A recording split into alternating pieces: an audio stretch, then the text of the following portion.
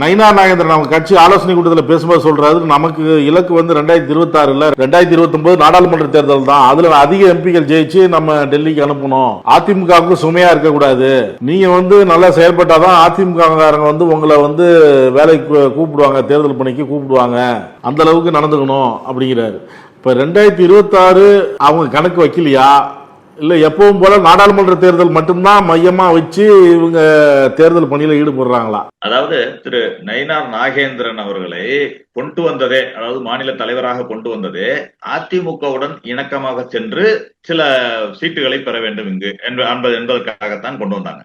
பாஜகவை பொறுத்தவரை எப்பவுமே திட்டம் என்ன செய்வாங்கன்னா, நீங்க யார் தலைமையில் என்று சொல்லி ஒரு வாக்கு கேட்பது ஒருவர் தலைமையில் என்று சொன்னால் கூட வந்த பிறகு வேற ஒரு அஜெண்டா வச்சிருப்பாங்க. தேர்தலுக்கு பிறகு ஒரு அஜெண்டா வச்சிருப்பாங்க. நீங்க அந்த உதாரணத்துக்கு சொல்ல போனா மகாராஷ்டிரால ஏக்நாத் சிண்டே உடைத்து கொண்டு வந்து விட்டு அவருக்கு முதலமைச்சர் பதவி எல்லாம் தந்து கொஞ்ச நாள் வைத்து விட்டு தேர்தலின் பொழுது ஏக்நாத் சிண்டே தலைமையில் தான் நாங்கள் சந்திப்போம், தேர்தலை சந்திப்போம், அவர்தான் முதலமைச்சர் என்று சொல்லி தேர்தலை சந்தித்து விட்டு தேர்தலுக்கு பிறகு பட்னாவிஸை கொண்டு வந்துட்டாங்க. பாஜக தலைமையிலான ஆட்சி வந்துருச்சு.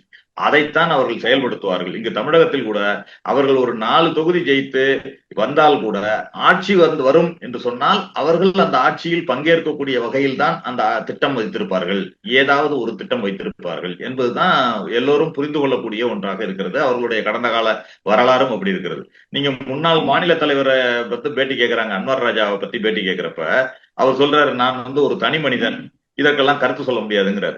இப்பொழுது கடந்த காலம் வரைக்கும் தினந்தோறும் பேட்டியை கொடுத்து எல்லோருக்கும் அதை தெரியும் இதை தெரியும் நான் தான் எல்லாம் என்று சொல்லிக் கொண்டிருந்த ஒருவர் இன்று தனி மனிதனாக விடப்பட்டிருக்கிறார் என்பதையும் நம்ம பார்க்கிறோம். ஒரு கூட்டணிக்காக தான் எம்எல்ஏக்கள் பதவி வர வேண்டும், தன்னுடைய கட்சி வெற்றி பெற வேண்டும் என்பதற்காக யாரை வேண்டுமானாலும் கைவிட தயங்காது பாஜக என்பதையும் நம்ம புரிந்து கொள்ள வேண்டும்.